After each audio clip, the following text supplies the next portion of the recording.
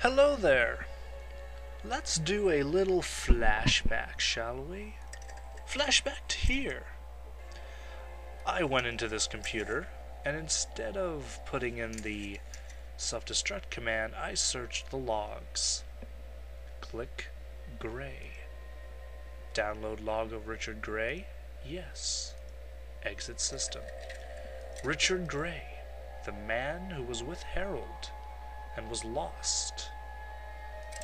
This is his story. Once I find it. Richard's Gray audio diary. Warning, I am going to read the entire thing. Richard's Gray audio diary, 1 of 4. I'm dying. I need to get this down before the pain overwhelms me. I can't believe that I was finally able to drag myself out of that vat. The slime did not affect me, but I nearly drowned. I don't know what happened to Harold. He was standing right next to me when the crane knocked me into that vat. He must have been killed, or he would have tried to help me. Francine is dead, killed by one of those robots. I have no idea how much time has passed. I was able to hack the computer to turn off the robots and record this, but now my mind is slipping away. There is much pain. The green slime that I was immersed in is the source of all these mutations we trace to here. My skin is to fester and peel. In other areas it's bubbling and starting to expelling a green mucus-like substance. Some days the pain is almost tolerable. I can actually walk a few steps again. It seems inconceivable that I dragged myself all the way up here from the vat room. Strangely, I'm actually feeling stronger, though I'm still in a lot of pain. Everything seems to be getting smaller. I think I consumed one of the mutated things scurrying around here today before I knew what was happening. Some sort of tendril had sprang from my stomach and covered the poor creature. As soon as it sucked the rodent into my gut, I could actually feel its mind. I think. There is the very real possibility that I'm going solely insane and can no longer differentiate between what is real and what is hallucination. Maybe I'm still slowly dying in the vat, and I've imagined all this. Things are becoming more clear to me every day. This toxin has actually improved my mind. I feel that I can understand even the most complex philosophical questions simply and directly. It's as if all the layers of artifice have been stripped away. I wonder what would happen if I submerged an animal into the vats for a prolonged period of time. Would it gain awareness?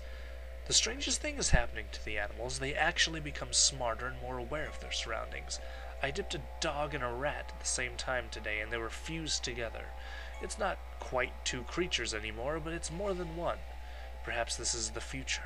A coming together of different creatures in some sort of harmonious unity. I no longer consume the different animals I create simply for sustenance. I have become the instrument through which the unity will be achieved. I am so much more than a human being now. This is getting creepy. It is time to bring the others into the glory that is the unity. A lost soul has finally strayed into my home. I was so surprised I consumed him before dipping, a mistake I shall not make again. His mind was so primitive as to be repulsive to my refined cognitive abilities.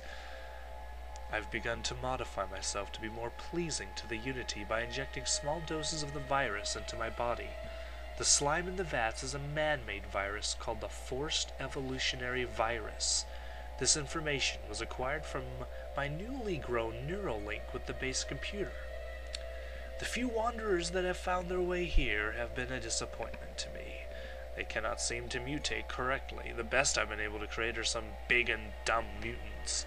Most can recall nothing from before I initiated them into the wondrous unity. I only feed on them for fuel. Now, their minds are nothing to me.